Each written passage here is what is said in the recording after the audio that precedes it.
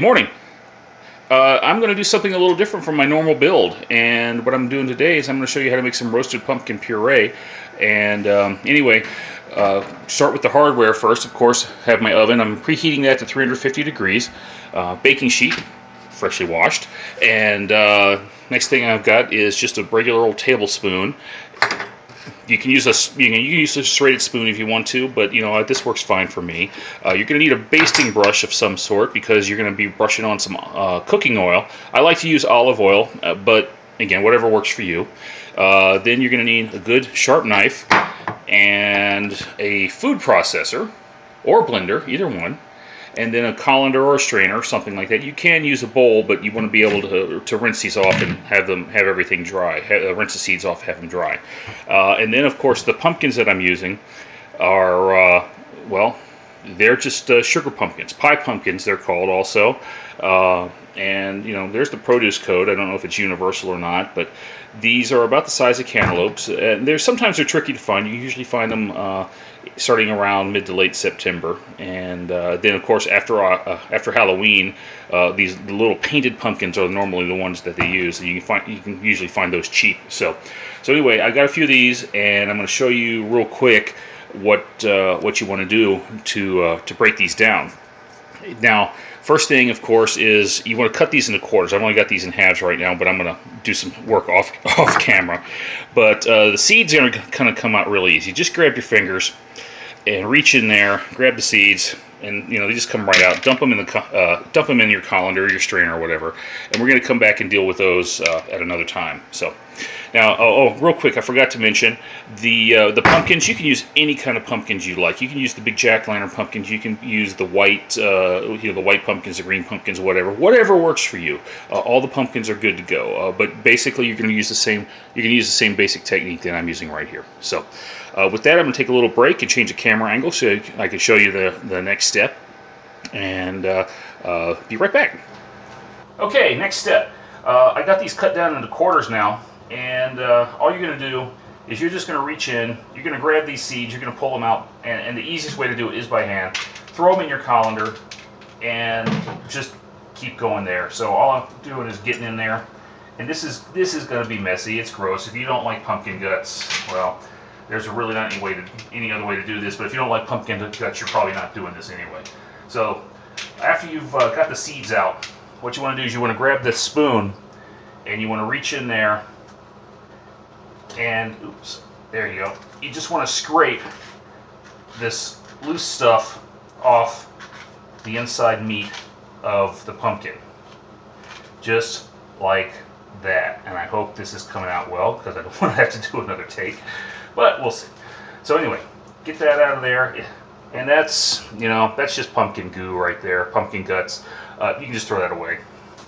So anyway, just like that. You don't necessarily have to scrape all this off. It will incorporate when you after you run it through the blender, but that's a later step. So anyway, that's what you should get when you're done. So I'll come back, do a couple more steps off camera, and show you what's next. Oh, I'm sorry. This goes onto the baking sheet. After it goes on the baking sheet, I'm just going to take the olive oil, just going to brush it this very, very lightly, and then it's going to go into the oven. So like I said, let me check the video, see how the steps look. See how it looks, and I'll splice these back together. Okay, next step. Anyway, as you can see, I've got all the pumpkins cleaned out, and they're laid on the baking sheet. Got a brush with oil, so we're ready to pop these in the oven. So let me go ahead and do that while I gab. So anyway, I took 4 pumpkins because each one's going to give you a little bit less than a pound of meat, maybe 12 to 14 ounces or so. And what's going to happen there is that the pumpkins, you're going to want 15 ounces or about 1 3/4 cups of pumpkin for every pie or pumpkin bread recipe or whatever that you make. That's the equivalent of a can of pumpkins. So anyway, theirs are going in the oven. I'm going to set the timer here in a minute, but they're going to roast for 1 hour at 350 degrees. So now we got all these seeds. Usually what I'd like to do is put these in a skillet saute them off with some butter, some salt, some other kind of spices. You know, whatever you like. You can certainly do it, and you don't have to shell them. These are still in the shells. The thing is, I don't like the shells. My son does, but he's not here. He's at Fort Drum. Please wish him luck. So what I'm going to do is I'm going to give a shot at getting these out of the shells. Now, the first thing I did while they were in the colander was I rinsed them off really, really good, and I got all the pumpkin guts off of them. And then now what I have to do is get them in the oven a little bit to let them dry off. I'm only going to pop them in for about 10 minutes. The paper that they're sitting on is parchment paper, and you're going to want to use parchment paper for all this drying. So take the seeds, the whole sheet, bottom shelf, and don't worry about the parchment paper. It will survive the oven.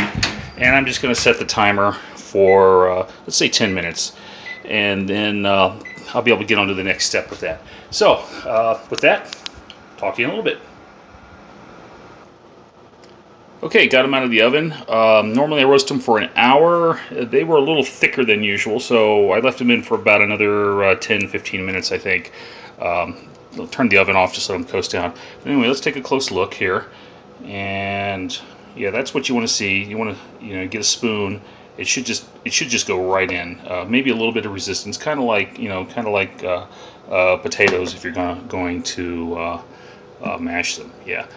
So that's definitely done. So the next step is to let these cool, and then we'll throw them in the food processor. I'll show you what that's all about. Alrighty, we got our roasted pumpkin, got a food processor. Time to do the next step. Basically, very simple. All you want to do, you just want to take your spoon, scoop out the roasted flesh. If you got a little bit of, the brown part like that, that's not going to hurt anything. You can throw that in and just drop it right into the food processor. Anyway, as you can see, scrapes out very, very cleanly. That's exactly what you want to see. And just put it in. Just like that. So, next step, throw the rind away. Turn it on and let it run. Then as you keep going, just scoop another piece out, drop it in.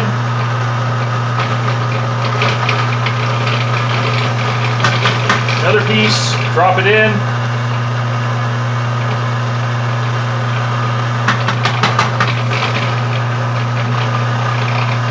And again, this will work with a food processor or a blender.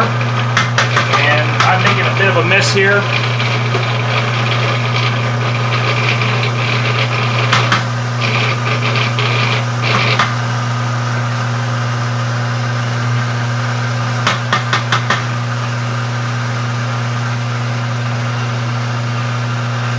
Do not drop the rind in. That is not good eats. Sorry, had to go there.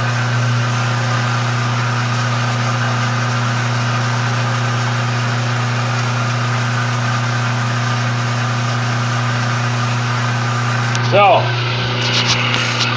let's go ahead and stop it, and we'll take a look inside. And this is what you get. This is pumpkin puree, roasted pumpkin puree. It's kind of a pain in the ass to make. I'll be free to admit that, but it will make the best pumpkin pie, best pumpkin bread, cookies, whatever that you have ever had. It's much, much better than the stuff in the can. Now, like I said before, what you want to do is get yourself some Ziploc bags or some kind of Rubbermaid or Tupperware container, and I use a digital scale here, and what I do is I just scoop this stuff out, measure it into the bags, measure 15 ounces at a time. That's what comes in the can of pumpkin. If you don't have a scale, that's fine. Use a measuring cup. Get 1 3/4 of a cup of pumpkin per bag. And then you can take that bag, just squeeze as much air out as you can, put it in the freezer. It will keep for months. You can thaw it out in March and make yourself a nice pumpkin pie if you're so inclined. So, all right. Anyway, I'm going to go ahead and finish pureeing these pumpkins and bagging them up. And the next thing I'm going to have to do is show you what the seeds are, what's all about the seeds. So, talk to you in a moment. Bye. Okay, I'm just going to end the video here by saying, you know what? If I really, really want pumpkin seeds that badly, shelled pumpkin seeds that badly, I'll go to the store and buy some. If you do a Google search for how to shell pumpkin seeds, there's a kind of an involved method to doing it. I gave it a shot, didn't work. So if you can come up with something better, let me know. Anyway, with that, I just want to say it's just a couple weeks out, so happy Thanksgiving to everybody. And I hope if you're doing the pumpkin thing I just showed you, good luck with it. And I guess that's it. So if you like the cooking videos I'm doing, let me know and I'll keep doing them. So talk to you later. Bye.